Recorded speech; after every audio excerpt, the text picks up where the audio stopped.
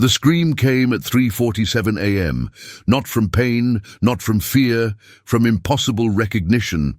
Sarah Mitchell stands frozen in her son's bedroom doorway, her phone flashlight trembling in her hand. The walls, every single inch, are covered in drawings, hundreds of them, sketched in crayon, marker, pencil, charcoal scraped from the fireplace downstairs. But these aren't the drawings of a 5-year-old child. They're architectural blueprints. Ethan sits cross-legged in the center of the floor, his small fingers still clutching a red crayon, his eyes distant and glassy, reflecting something that isn't in the room.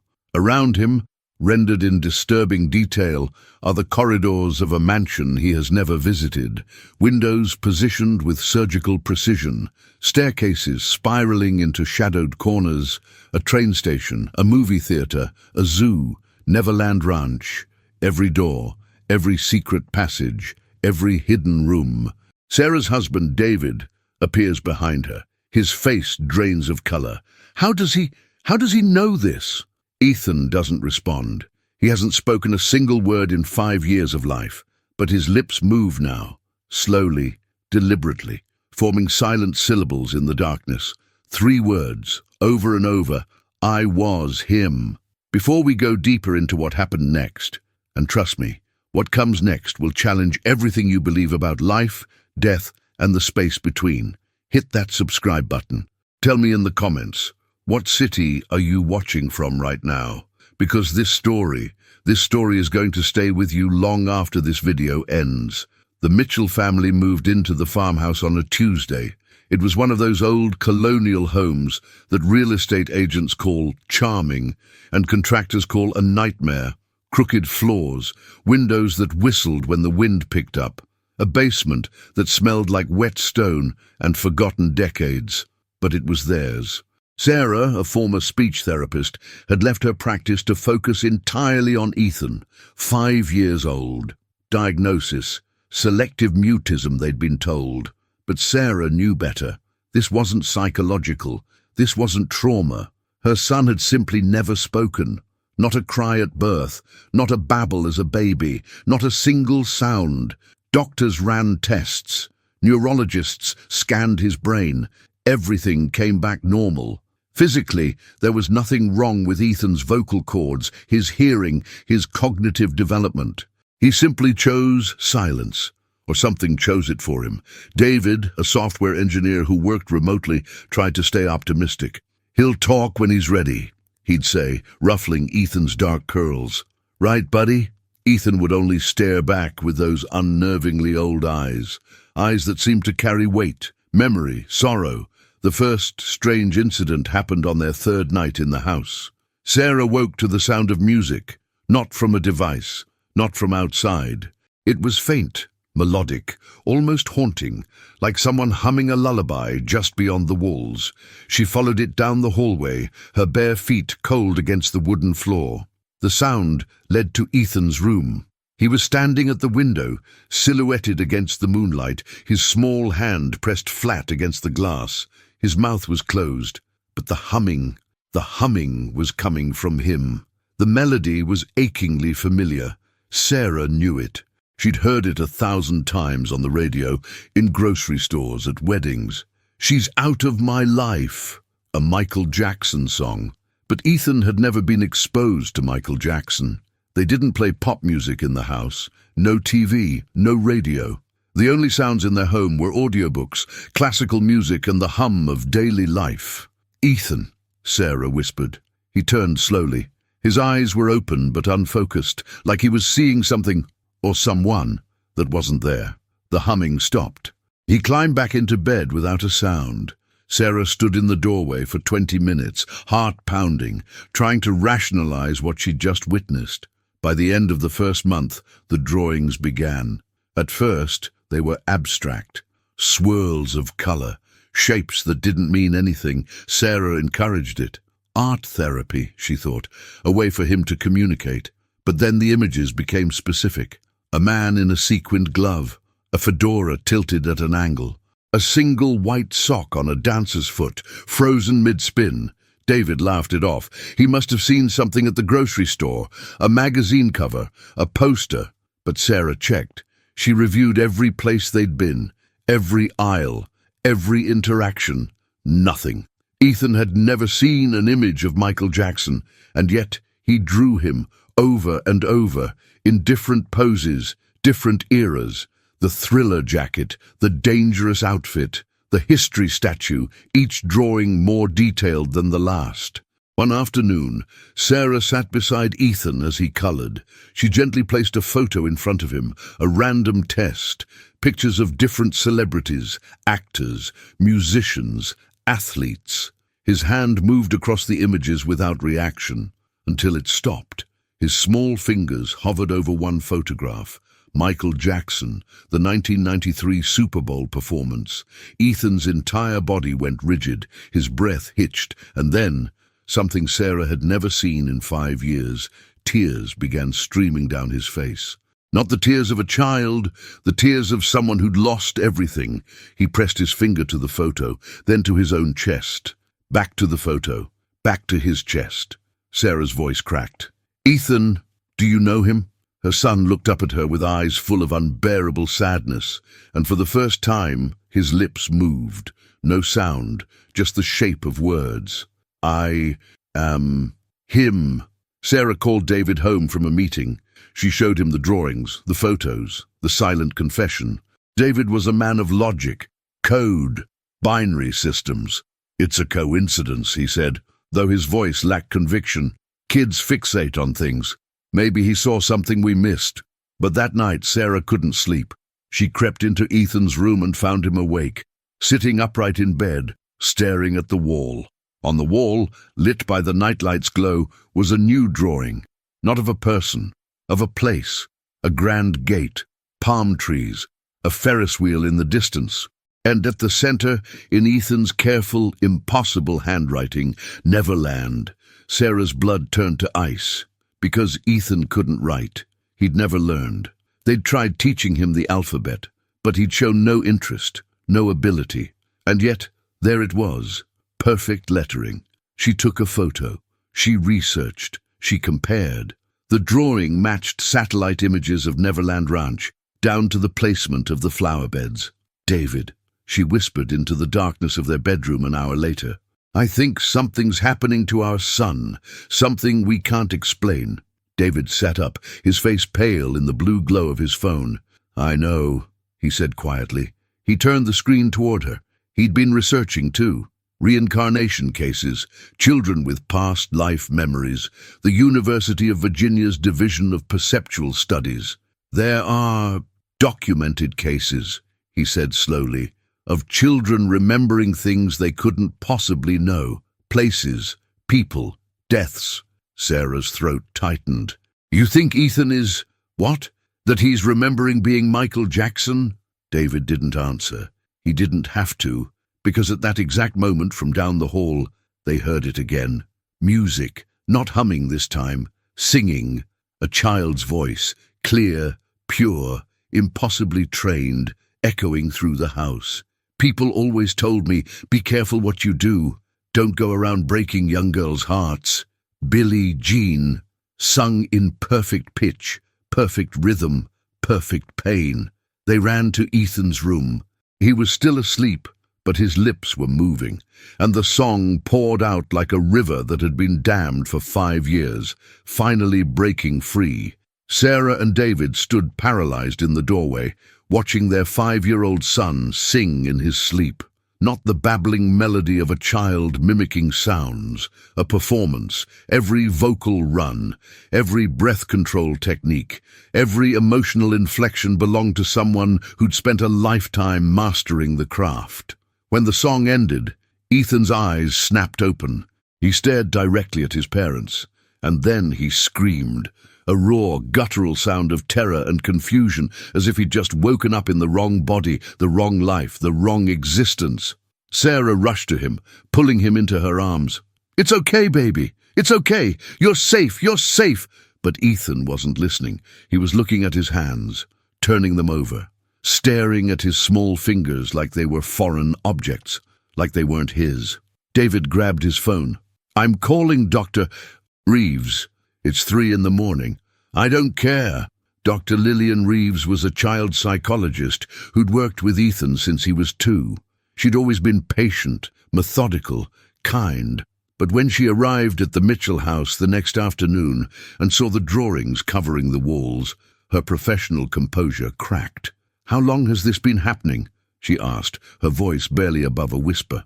3 months, Sarah said, "but it's getting worse, or more intense." "He's remembering things, Dr. Reeves, things he shouldn't know." Dr. Reeves pulled out a digital recorder. "I'd like to try something, a regression exercise. It's unconventional, but given the circumstances." She sat across from Ethan, who was coloring silently at the kitchen table. "Ethan," she said gently, "can you show me what you're feeling, what you're seeing in your head?" He didn't look up, but his hand moved across the paper faster now. He drew a hospital room, machines, tubes, a bed, and in the bed, a figure. Dr. Reeves leaned closer. "Who is that, Ethan?" His crayon pressed so hard it snapped. He wrote in shaky letters, "Me, dying." Dr. Reeves didn't leave the house for 6 hours. She conducted test after test, showed Ethan images of Jackson's life, concert photos, album covers, behind-the-scenes shots from music videos. She mixed them with images of other performers, other eras. Ethan identified every single Michael Jackson image, but more than that, he corrected them. When shown a photo labeled 1985, Ethan shook his head and wrote 1984, bad era, wrong year. When shown a photo of Jackson performing Smooth Criminal, Ethan pointed to the backup dancers and drew an X over one of them. Sarah looked it up later. That dancer had been removed from the tour after the first week. It wasn't public knowledge. It wasn't documented in any mainstream source. But Ethan knew. Dr. Reeves packed up her materials with trembling hands. "I need to consult with colleagues," she said. "Specialists in cases like this." "Cases like what?" David demanded. Dr. Reeves met his eyes. "Past life memory recall." Within 2 weeks, the Mitchell home became a hub of researchers.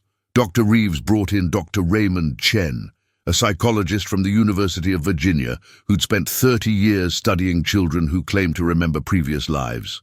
Dr. Chen was clinical, skeptical, detached, until he sat with Ethan. He showed the boy a map of Los Angeles and asked him to point to places he recognized. Ethan's finger landed on Havenhurst Avenue, the Jackson family home, on Neverland Ranch in Santa Barbara County, on the UCLA Medical Center. "Can you tell me about this place?" Dr. Chen asked, pointing to the hospital. Ethan drew for 40 minutes straight. He drew the hallways, the room number 1173, the view from the window, the medical equipment. Dr. Chen cross-referenced it later with publicly available information. Room 1173 didn't exist in UCLA Medical Center, but it had existed in a private wing that was demolished in 2011, 2 years after Michael Jackson's death. A wing used exclusively for high-profile patients. Dr. Chen's hands shook as he wrote his notes. One evening, Sarah was giving Ethan a bath when she noticed something that made her heart stop. He was tracing lines on his own skin, across his ribs, down his nose, along his scalp, not random lines, surgical scars. "Ethan, what are you doing?" He looked up at her with those ancient eyes and touched his nose, his ribs, his forehead.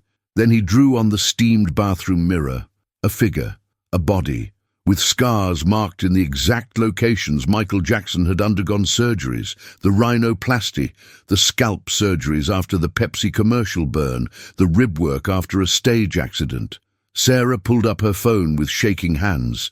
She searched medical records, leaked documents, autopsy reports, testimony from Jackson's doctors. The scars Ethan had drawn matched perfectly, information that wasn't public. Information that only Jackson's medical team would know. She called Dr. Chen immediately. "He's drawing the scars," she whispered into the phone, her voice breaking. "He knows where they are. He knows why they're there." There was a long silence on the other end. "Sarah," Dr. Chen said carefully, "I need you to bring Ethan to Los Angeles. There's something I want to test." 3 days later, the Mitchell family stood outside a nondescript building in Burbank, Westlake Recording Studios. where Michael Jackson had recorded Thriller, bad, dangerous, where he'd spent thousands of hours perfecting his art. Dr. Chen had arranged access with the current owners without telling them why. "We're going to walk Ethan through the building," he explained. "No prompts, no suggestions. I just want to see if he reacts." Sarah held Ethan's hand as they entered. The boy was calm, quiet, observant. They walked through the lobby. Nothing. Through Studio A. Nothing. Through the main recording floor. Still nothing. David sighed. Maybe this was a... Ethan bolted. He pulled free from Sarah's grip and ran, sprinting down a corridor with a purpose and familiarity that froze everyone in place. He stopped at the end of the hall. A blank wall. No door. No marking. And he pressed his hands against it. Dr. Chen caught up, breathless. "Ethan, what is it? What's here?" Ethan turned and pointed, not at the wall, at a spot on the floor, a barely visible seam in the tile. Dr. Chen knelt. He ran his fingers along the edge. There's something here." He pulled. The tile lifted.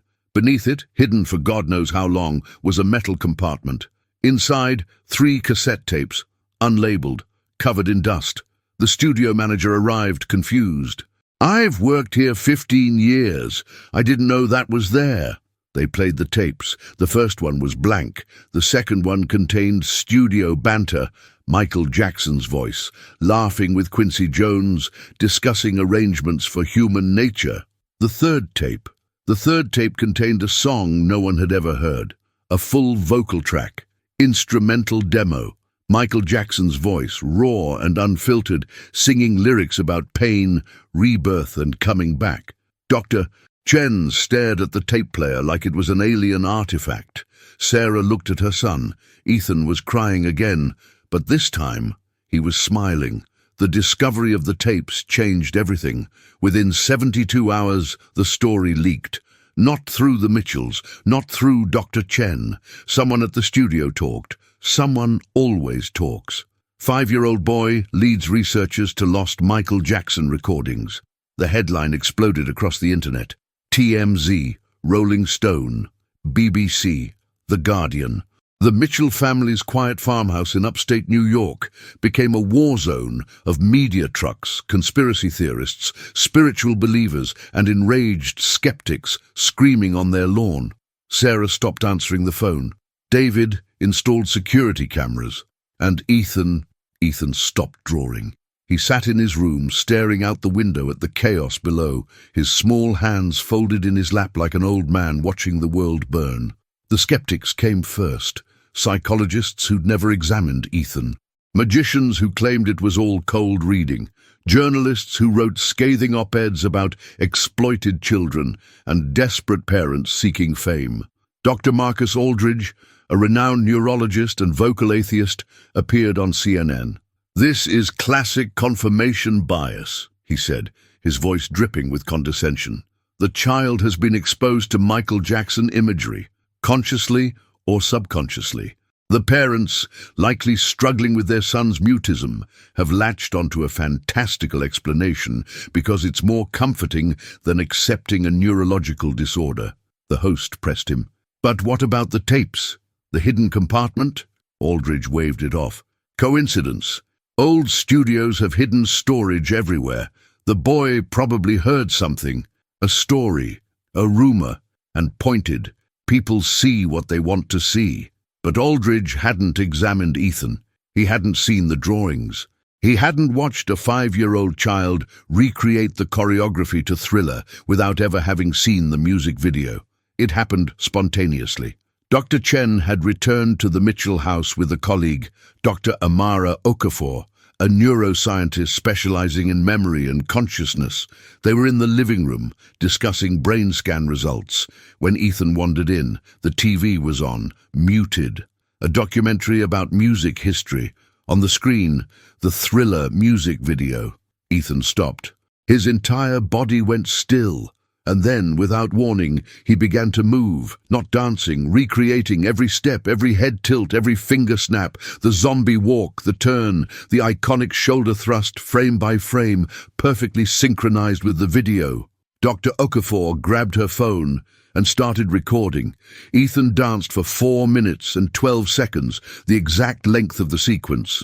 When it ended, he collapsed onto the floor, gasping for breath, his small chest heaving. Sarah rushed to him. "Ethan, baby, are you okay?" He looked up at her, tears streaming down his face. And then he spoke, not in a child's voice, in a different voice, deeper, raspy, exhausted. "I didn't want to forget. I needed to remember who I was." The room went silent. Dr. Chen's face drained of color. "Ethan, is that you?"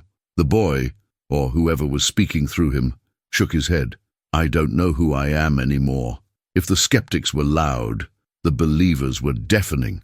Spiritual mediums, reincarnation researchers, fans who'd mourned Michael Jackson for over a decade and saw Ethan as proof that death wasn't the end. They camped outside the house. They left flowers, candles, letters. One woman, a Brazilian psychic named Isadora Lim, showed up claiming she'd predicted this. "The king will return," she said to the cameras, her eyes wild with conviction, "not in glory, in innocence, to finish what was stolen from him." Sarah watched from the window, her arms wrapped around herself. "This is insane. Our son isn't a prophet. He's not a vessel. He's a little boy." But was he? Dr. Okafor insisted on a full neurological and psychiatric workup. Ethan was admitted to Columbia Presbyterian under an alias. For 3 days, he underwent fMRI scans while being shown images of Michael Jackson, EEG monitoring during sleep cognitive assessments, memory recall tests. The results were impossible. When shown images of Michael Jackson, Ethan's brain lit up in areas associated with autobiographical memory, the same areas that activate when you remember your own childhood, not recognition, personal memory. Dr. Okafor presented her findings to a closed panel of neuroscientists. "I've never seen anything like this," she admitted. "His brain is processing these images as if they're his own experiences, not learned, not observed, lived." One of the panelists, a hardened skeptic, leaned forward. "So what are you saying? That this child is Michael Jackson reincarnated?" Dr. Okafor hesitated. Then, "I'm saying I can't explain it, and that terrifies me." The pressure became unbearable. David quit his job to manage the onslaught. Sarah stopped sleeping. Ethan grew quieter, more withdrawn. One night Sarah found him in the bathroom, staring at his reflection in the mirror. "Ethan," he touched his face, his nose, his eyes. "This isn't right," he whispered, and his voice was that other voice again, older, broken. "I don't look like me." Sarah knelt beside him, tears streaming down her face. "Baby, who are you talking to? Who do you see?" Ethan turned to her, and in that moment, Sarah saw something in his eyes that made her blood run cold. Not her son, someone else, someone looking through him. "I died," the voice said, "and I couldn't let go. I wasn't finished. So I came back. But I didn't know it would be like this. I didn't know I'd forget." Sarah's voice cracked. "Forget what?" Ethan, or whoever he was, touched the mirror again. How to be him. The next morning an email arrived from the Michael Jackson estate. They'd been following the story. They'd seen the videos, the drawings, the evidence, and they wanted to meet Ethan. Dr. Chen called Sarah immediately. "This could be the validation you need, or the closure. Either way, it's a chance to get answers." Sarah looked at David. David looked at Ethan. Ethan stared back, and then he nodded. One small, deliberate nod. "Okay," Sarah whispered. "We'll go." The invitation came with strict conditions. No media, no cameras, no recordings. Just Ethan, his parents, Dr. Chen, Dr. Okafor, and 3 representatives from the Michael Jackson estate. The estate lawyer, the head archivist, and Michael's longtime personal assistant, Grace Rowaramba. Grace had worked with Michael for over a decade. She'd raised his children. She'd been there in the final years. If anyone could verify or debunk Ethan's claims, it was her. The meeting was held at a private estate in Encino, California, a neutral location chosen for its discretion and security. Sarah held Ethan's hand as they walked through the gates. The property was eerily silent. Manicured lawns, marble fountains, floor-to-ceiling windows reflecting the grey morning sky. Inside, the group sat in a wood-panelled conference room that felt more like a courtroom. Grace Ruaramba sat across from Ethan. She was in her 50s, composed, dignified, but Sarah could see the emotion flickering in her eyes. Grace leaned forward. "Hello, Ethan." Ethan didn't respond. "I knew someone," Grace continued, her voice soft, "who loved very deeply, who was hurt very deeply, who gave everything to the world, and the world took everything from him." Ethan's gaze lifted. Grace's breath hitched. "Do you know who I'm talking about?" Ethan's small hand reached across the table. He touched Grace's hand, and he spoke. "Grace, you made me peanut butter sandwiches, cut into stars." Grace's composure shattered. Tears streamed down her face because no one knew that. It wasn't in interviews, wasn't in books, wasn't in documentaries. It was a small, private ritual between her and Michael, a detail lost to time, except in the memory of the person who'd lived it. The estate representatives had prepared a series of tests, questions only the real Michael Jackson could answer. Personal questions, private moments, secrets. The archivist opened a leather folder. "Ethan, we're going to show you some photographs. Tell us what you remember." First photo, Michael with his brothers, early 1970s. Ethan stared at it. Jackie forgot the lyrics. Joseph hit him backstage, made him rehearse until his throat bled. The archivist checked his notes. Confirmed. An incident documented in Jermaine Jackson's memoir, but not widely known. Second photo, the Billie Jean performance at Motown 25. Ethan's face lit up. The moonwalk. "I practiced it for weeks in the kitchen. Wore my socks out. Fred Astaire called me the next day. Said I was a hell of a mover." Confirmed. Fred Astaire had indeed called Michael after that performance, a fact mentioned only in one biography, buried in a footnote. Third photo, Michael holding baby Prince. Ethan went quiet. His eyes filled with tears. "I was so scared," he whispered. "Scared I'd mess him up. Scared I'd be like Joseph. Scared I wouldn't be enough." Grace sobbed openly now. The room was suffocating with emotion. The final test was the most dangerous. The estate lawyer placed a sealed envelope on the table. "This envelope," he said carefully, "contains a password, a phrase, something Michael Jackson told only 2 people before he died. One of them is deceased. The other has signed a legal NDA and has never revealed it." He slid the envelope toward Ethan. "If you are who you say you are, you'll know what's inside." Ethan stared at the envelope. His hand trembled as he reached for it, but he didn't open it. He pushed it back, and he spoke, his voice steady and clear. "You want to be starting something? That's the password. It was for the vault, Studio B, Havenhurst, where I kept the real recordings, the ones no one was supposed to hear." The lawyer's face went white. He opened the envelope with shaking hands. Inside, written in faded ink, "You want to be starting something." The room erupted. Within hours, the group was escorted to Havenhurst, the Jackson family compound. Most of it had been sold, renovated, repurposed, but one section remained untouched, locked behind estate control. Studio B, a cramped, soundproofed room in the back of the property where Michael had recorded demos as a teenager and continued using privately into his adult years. Ethan walked in like he'd never left. He moved directly to the far wall, covered in gold records and memorabilia, and pressed a specific spot on the paneling. A section of the wall clicked. It swung open. Behind it, a fireproof safe. No one in the current estate administration had known it was there. The archivist tried combinations. Nothing worked. Ethan stepped forward. "May I?" He reached up, his tiny fingers barely reaching the keypad, and entered 6 numbers. 08, 29, 58. Michael Jackson's birth date. The safe opened. The contents of the vault were carefully catalogued over the next 3 days. Inside were 47 unreleased songs on tape and DAT personal journals spanning 1987 to 2009. Letters written but never sent, to his children, his mother, his younger self.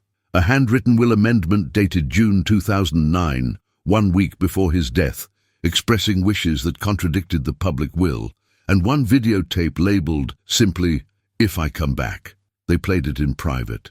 Just Sarah, David, Ethan, Dr. Chen, Dr. Okafor, Grace, and the estate representatives. The tape was grainy, dated June 18, 2009, 7 days before Michael Jackson died. On screen, Michael, alone, sitting in a dim room, looking exhausted and terrified. He spoke directly into the camera. "If you're watching this, something happened, and if I'm really gone, I need you to know I didn't want to go. Not yet. There's too much left. Too much I didn't finish." He paused, his eyes wet with tears. "I've been reading about reincarnation, about souls that don't cross over.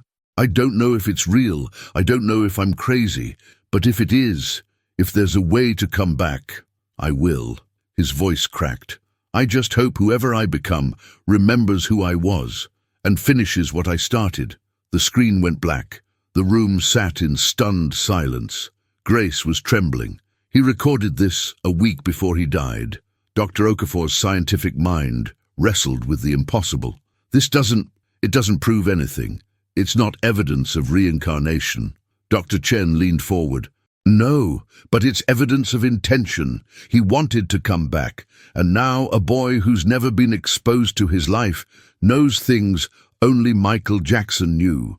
Sarah looked at Ethan. He was staring at the screen, tears streaming silently down his face. "Ethan," she whispered. He turned to her, and for the first time since this all began, he smiled. A sad, knowing, ancient smile. "I told you," he said softly. "I told you I could prove it." The estate made a decision. They would release the tapes. The journals, the unreleased music, not as evidence, not as proof, but as a gift from Michael Jackson, or from whoever Ethan was. A gift to the world that had loved him, mourned him, and never quite let him go. The press conference was held 3 weeks later. The estate announced the discovery of newly authenticated Michael Jackson materials found with the assistance of an unnamed minor and independent researchers. They didn't confirm the reincarnation claims. They didn't deny them either. The world debated, fought, argued. Believers pointed to the evidence. Skeptics pointed to coincidence. And Ethan stopped talking again, not because he couldn't, but because he'd said what he needed to say. The Mitchell family moved again, away from the media, away from the chaos, to a small town in Oregon where no one knew their faces. Ethan started kindergarten. He made friends. He played soccer. He laughed. He was, in every visible way, a normal 5-year-old boy. But sometimes, late at night, Sarah would hear him humming. Melodies that didn't exist yet. Songs the world had never heard. And she'd stand in his doorway, watching him sleep, wondering if the boy in that bed was her son, or if he was someone else, someone who'd loved too much, lost too much, and refused to let go. One night, David found her crying in the hallway. "Do you think it's really him?" she whispered. David put his arm around her. "Does it matter?" Sarah thought about that, about love, about memory, about the threads that tie us to who we were and who we'll become. "No," she finally said, "I don't think it does." Because whether Ethan was Michael Jackson reincarnated, or a boy with an inexplicable gift, or something science couldn't yet explain, he was theirs, and he was loved. In Ethan's bedroom, on the wall above his bed, a single drawing remained, not of a mansion, not of a stage, just 2 figures, a man and a boy, holding hands, and underneath in careful letters, "I found my way back."